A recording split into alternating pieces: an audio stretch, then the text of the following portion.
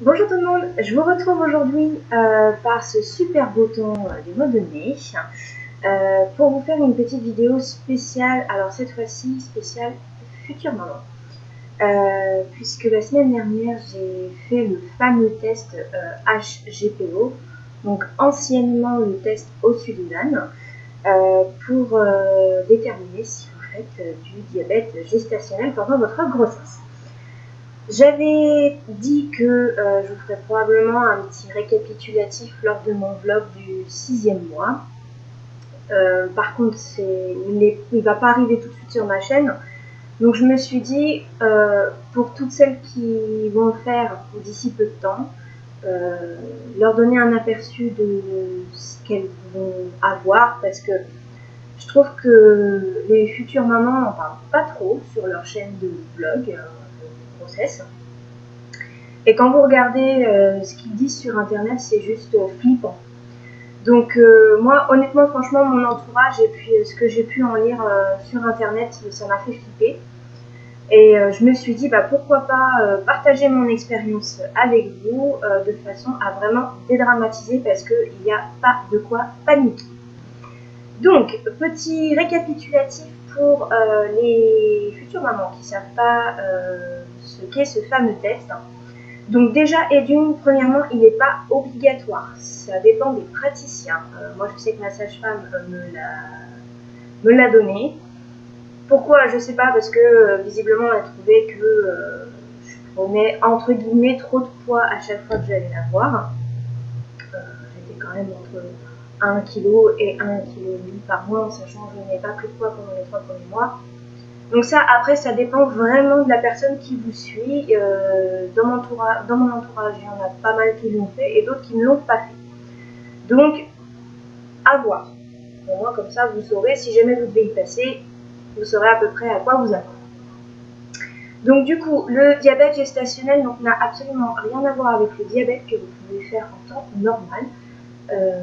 Comme c'est indiqué dans son nom, le diabète gestationnel se fait uniquement au cours de la grossesse et disparaît une fois que vous avez accouché.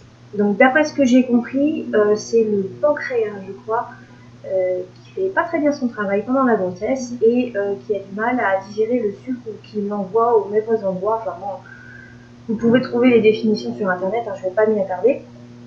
Et donc les risques pour la maman, entre guillemets, les risques, c'est vraiment de prendre du poids puissance 10, on va dire ça comme ça.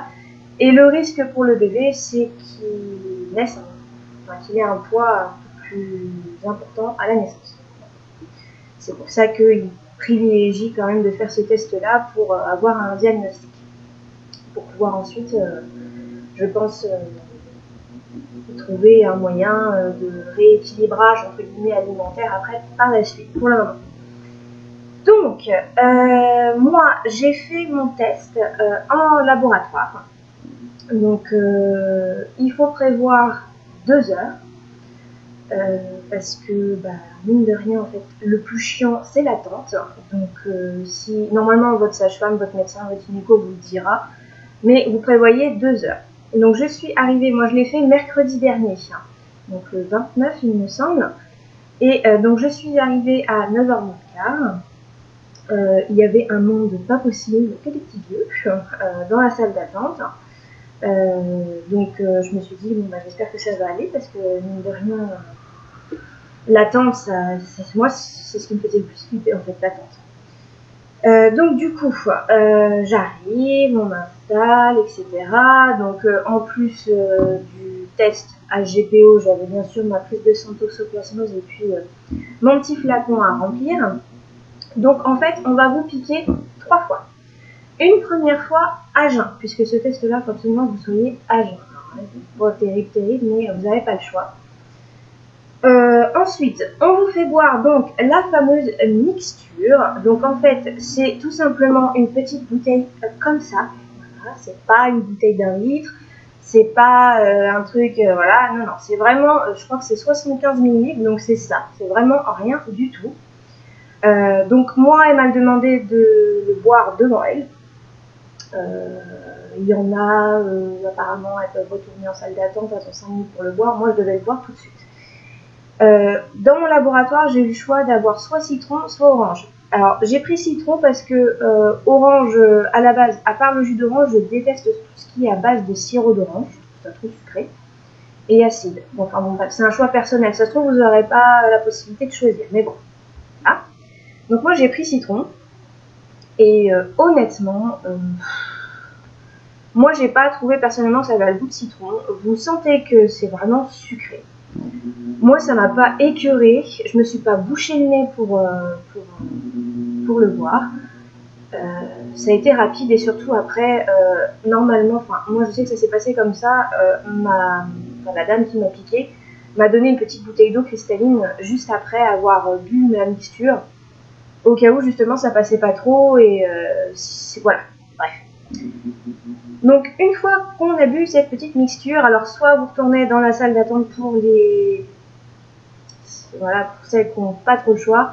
Moi j'ai eu la chance d'avoir une petite salle à part, donc si peu importe que vous soyez en salle d'attente ou dans une salle à part, prévoyez de la lecture ou de la musique, parce que moi personnellement c'est ce qui m'a aidé et j'ai pas trouvé le temps non plus très long. Ça c'est pour le côté pratique. Ensuite, la première heure, c'est la plus dure. Pourquoi? Parce que vous venez d'ingérer une substance de sucre juste hallucinante. Je crois que ça correspond à environ 15 morceaux de sucre. Donc, bon, le corps à jeun en plus, je pense que vous êtes en hyperglycémie totale. Et du coup, bah, votre corps, ça lui demande de l'énergie affolante. Et moi, en fait, à partir d'une demi-heure après avoir bu, j'ai commencé à me sentir vaseuse. Alors, vaseuse dans le sens, alors j'ai pas eu envie de vomir. Après, je pense que ça dépend de chacune, en fonction de comment on réagit d'habitude. J'ai pas eu envie de vomir, j'ai pas spécialement eu de nausées, mais je me suis pas sentie très très bien. J'ai pas eu la tête qui a tourné, mais bon, j'étais pas prête à faire un marathon, quoi. Heureusement que j'étais assise. Quand je lisais mes magazines et que je sentais que ça commençait à me tourner un petit peu, je mettais ma tête en arrière. Donc voilà. La première heure passe, donc effectivement, si vous avez possibilité de dormir un peu ou quoi, franchement, allez-y, ça passe, franchement, ça passe vite, hein, faut pas, voilà. Donc, suite à ça, donc la première heure terminée, vous êtes piqué une deuxième fois, voilà. Et en général, la deuxième heure, moi, ça s'est très très bien passé, et en général, la personne vous dit, c'est la première heure qui est la plus dure. La deuxième heure, en règle générale, bon, c'est juste long, quoi. Donc voilà, donc faut tuer le temps. Donc magazine, musique, etc., trucs à colorier, enfin, bon, bref, vous amenez ce que vous voulez, mais surtout amenez quelque chose, parce que sinon vous allez vraiment trouver le temps très très long. Et puis arrive enfin la dernière piqûre, et puis voilà, vous êtes libre. Donc moi j'ai reçu les résultats samedi, sachant qu'il y a eu le pont du 1er mai, voilà. Donc en ce qui me concerne, tout va bien. Maintenant voilà, si jamais vous avez un résultat qui est positif au diabète gestationnel, pas de panique, c'est pas grave, vous aurez juste votre sage-femme, votre gynéco, votre médecin vous prescrira certaines choses. Il n'y a rien non plus de dangereux par rapport au bébé, il faut juste faire attention, c'est tout. Mais voilà, je voulais absolument faire cette petite vidéo, même si elle m'a pas été demandée, c'est pas grave, c'est pas un souci, au moins comme ça me fait blablater, voilà, ça me permet de me changer un petit peu les idées aussi, parce que vu le temps qu'il fait, j'ai pas du tout envie de mettre le nez dehors. Et voilà, parce que moi, quand on m'en parlait, on me disait juste que c'était horrible, c'était affreux, voilà, les piqûres, les machins, ça pue, c'est horrible, j'ai vomi. Ah oui, petite anecdote. Si vous vomissez, il faut recommencer. Voilà. Donc, ça, c'est la bonne nouvelle. Donc, voilà. Bon, après, bah, voilà, chaque femme réagit différemment, hein, c'est pas grave. Mais voilà, je voulais vraiment pouvoir dédramatiser la chose parce que moi, ça m'a fait tellement flipper. Et puis, même quand j'en ai parlé après autour de moi, on m'a dit « Ah, ma pauvre, t'as subi ça, tout ça, machin. » Mais je vous dis, les filles, on va subir un accouchement. Franchement, je pense que tout le monde peut le supporter. Il n'y a rien de douloureux. Bon, j'aime pas les piqûres, hein, je suis comme tout le monde. Mais avec la toxoplasmose tous les mois, autant vous dire qu'on a tout un abonnement, je pense. Et puis le jour de l'accouchement, je crois que ça sera encore pire. Alors franchement, allez-y, mais comme tout le monde dit, finger in the noise, quoi. C'est tranquille. Voilà, ne stressez pas, tout va bien se passer. Le plus chiant, c'est l'attente. C'est tout. Voilà.